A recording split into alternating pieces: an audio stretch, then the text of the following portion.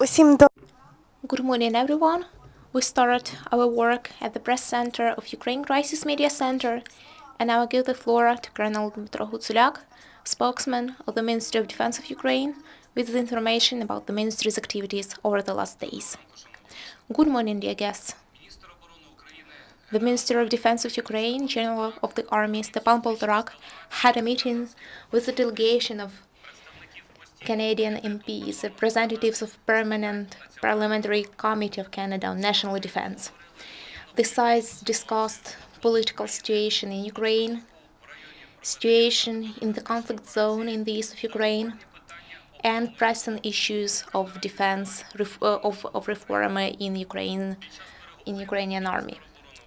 During the negotiations, the Minister of Defense of Ukraine praised professionalism of Canadian instructors from Unifier mission, which have been training Ukrainian servicemen. Before this, Canadian MPs had a visit to the International Security and Peacekeeping Center in Lviv region, where they saw the structure of training for Ukrainian servicemen that are organized by Canadian instructors. Moreover, Canadian MPs saw the infrastructure and capabilities of the military unit Central and had a meeting with Canadian servicemen from Unifier mission. Today in Kyiv, the Minister of Defense of Ukraine, Poltorak, will have a meeting with his Canadian colleague, Hutsulyak. After this, they will give a press conference for journalists. You can find more information at the website of the Ministry of Defense. First Deputy of Ukrainian Minister of Defense had a meeting with the delegation of Transparency International office in London. They discussed ways how to improve transparency and efficiency of fighting corruption in the Ministry of Defense and Armed Forces of Ukraine. As of today, countering corruption is the second priority for the Ministry of Defense after countering Russian aggression in the east of Ukraine. According to results of a research held by the National Agency for Countering Corruption, the Armed Forces of Ukraine are among 3 top institutions which have the most trust from the society. Knowledge and methodological expertise of Transparency International are successfully used during trainings on improving transparency in the National Defense University, which take place since 2015. Within a reform of logistics, financial supplies and financial issues, experts of Transparency International participate in the activities of the Committee of Reforms in the Ministry of Defense and the Armed Forces. They work together with Ukrainian experts on the Code of Integrity and Professional Ethics for servicemen and staff members of the Ministry of Defense and Armed Forces, and they also prepared comments to the metrics of achieving strategic goals for a strategic defense bulletin of Ukraine. In order to improve efficiency of external monitoring of anti-corruption activities, the Ministry of Defense has signed a memorandum on cooperation with the Independent Anti-Corruption Committee of Defense.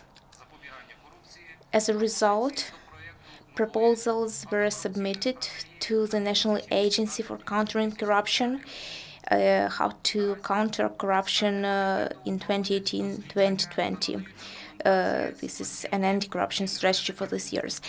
At present, the experts provide recommendation on possible risks in the main fields of activities of the Ministry of Defense. These are state procurements, accommodation, and medical procurements. And the experts together work on the new anti-corruption program for the Ministry of Defense for midterm planning. The work of Tender Committee of the Ministry of Defense will be reorganized. The use of new system of e-procurement Prozoro has significantly increased the speed of procurements and ensured better transparency. In order to make it possible to report about corruption, the Ministry of Defense has a call center and a hotline and 8 contact centers for citizens. At present, as a result of interaction with Transparency International, the Ministry of Defense has managed to stabilize the situation in the field of countering corruption, to establish priority of measures to counter corruption and mechanisms that will help to avoid inefficient decisions and loss of finances.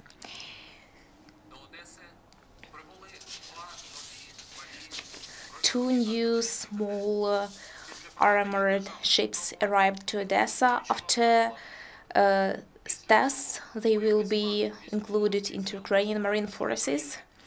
And after this, there will be 6 such ships in the Ukrainian Marine Forces. In Poland, on the territory of training center Demba, the command of Lithuanian Polish-Ukrainian Brigade started command staff training Brave Brazer, integrated into large-scale training of Polish Armed Forces Dragon 2017. During the maneuvers, the officers of the multinational staff improve their interaction during commanding the units in a difficult situation.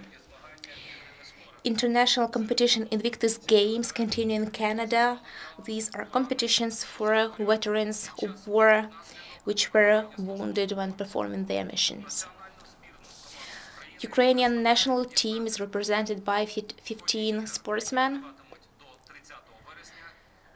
During the games, Ukrainian sportsmen will participate in jogging, powerlifting, archery, cycling, rowing, and other sports.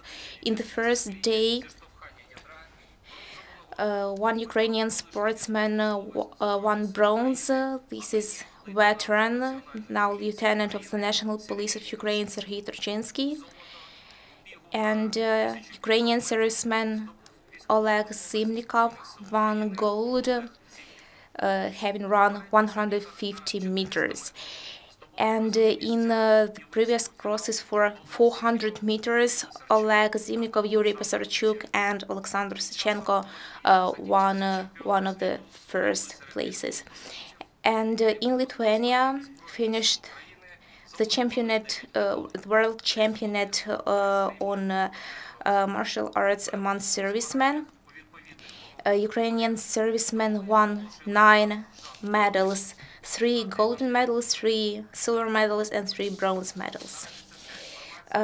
This is all for today. Thank you. Thank you. The next event will start at 11.